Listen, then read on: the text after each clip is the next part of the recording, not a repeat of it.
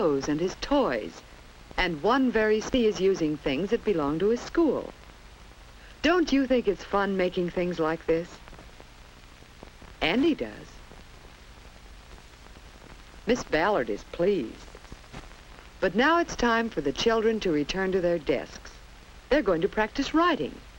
Andy likes that. He likes to write. He'll hurry back to his desk. But Andy forgot things. It's bad your teacher is disappointed in you when you don't seem to... After school, Andy doesn't feel like playing with his friends, but he wants to do something. Now what does he see? This is Fred. He isn't one of Andy's regular friends. He's older. But Andy's thinking Fred might be a friend, and Fred's thinking that Andy may be almost big enough. If Andy can have an older boy as a friend, then nobody can call him baby anymore. So he asks Fred to come and see his tadpoles. He has 2 live ones. Fred might like to see the tadpoles sometime. Then Andy tells Fred about something else he has, something he received as a present. Fred would like to see that. Go to Andy's house. This is Andy's room. Here's Andy with Fred. And here are Andy's tadpoles. See? Oh, they're dead. Now Andy remembers he hasn't thought to feed them for many days. And that was one of his responsibilities. But he can still show Fred his special present. That's what Fred came to see. If Andy can only find it. His very best thing of all. He just has to find it. Because Fred might not believe him, and Fred says he should have known better than to come home with a little kid. Now Andy's really alone. And look at this. His jet airplane. Poor Andy. Won't he ever learn to take care of things? Here's June, Andy's sister. She wants to play. But Andy says no. It seems Andy just can't get along with anybody today. Anybody but Mother.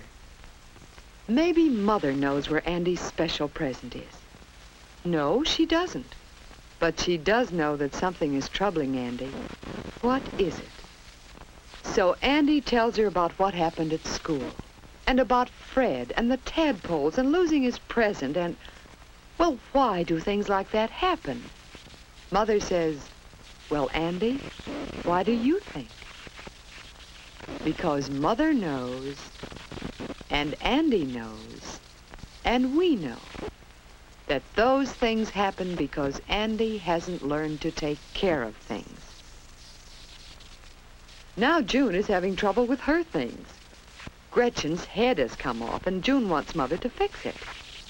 Suddenly, Andy says, let me fix it. Right now, he's going to start showing that he can take care of things. Don't you suppose Andy is glad to do something to make up for being so mean to June? Besides, it's fun fixing things. When you're through, it's more fun to know you've done a good job. And it's fun to see how much people appreciate it. Now Andy knows he has friends. He thinks he can fix that jet airplane, too. But some things can't be fixed. And no fixing will find things you've lost, such as Andy's favorite present. No, Andy will have to take care of his things all the time. He'll begin right now by putting his jacket and cap away where they belong. Then he'll know just where to find them tomorrow morning. That's another one of his responsibilities. But uh-oh, there's a button missing. Well, Mother will be glad to sew on a new button, especially now that Andy is helping her by looking after his clothes. And he's going to look after his other things, too. He's going to have a certain place for each thing and keep each thing in its place. And he knows one way to show Fred and the kids at school that he's no little kid. And he's really quite grown up. Ever since then, Andy's been thinking about how grown up it is to take care of things. When he cleans up his wagon, he thinks about how often he sees the firemen working over their fire engines and equipment to make sure everything is always ready to use. Andy has some new fish in place of his tadpoles. When he feeds them, he thinks of Cousin Len, who helps his father take care of the cows on his dairy farm, where Andy likes to visit.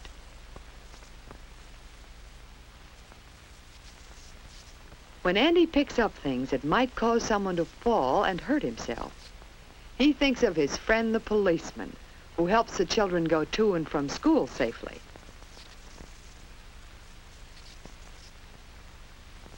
Andy has learned, too, that some things break very easily, so he must be especially careful of them and use them just as they're supposed to be used.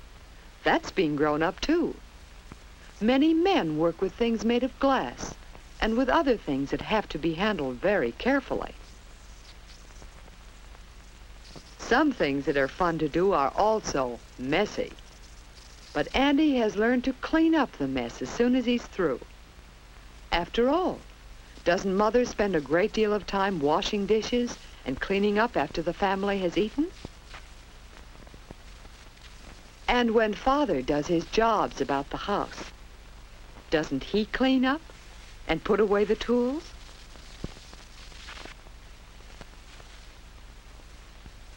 Yes, cleaning up after yourself is a grown-up way to behave. And what's more, you'll know you've done something that's a real help to your family.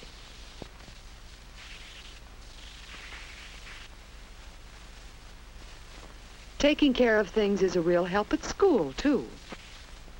You just know Miss Ballard appreciates Andy's help. And nobody thinks of Andy as a baby anymore. Everybody likes Andy. Today, Andy and June are having fun helping Father take care of the yard. But what is Andy so excited about? Do you know what? He's found his special present. What do you suppose it is? It's a camera. Andy's own camera that he got on his birthday. Of course, it's a little dirty. Andy should never have left it outdoors. Can they fix it? Father thinks they can fix it this very afternoon. In a little while, the camera is fixed. What's more, now that Andy has shown that he can be responsible for taking care of things and using them properly, Father thinks he's big enough to use the camera and take real pictures. Andy wants to take a picture of Fred, the boy who came to see the camera the day Andy couldn't find it, remember? Now Fred is glad to play with Andy. He knows that Andy is not too little to be a friend. If you want people to know that you're growing up, learn how to take care of things. You'll have more fun, too.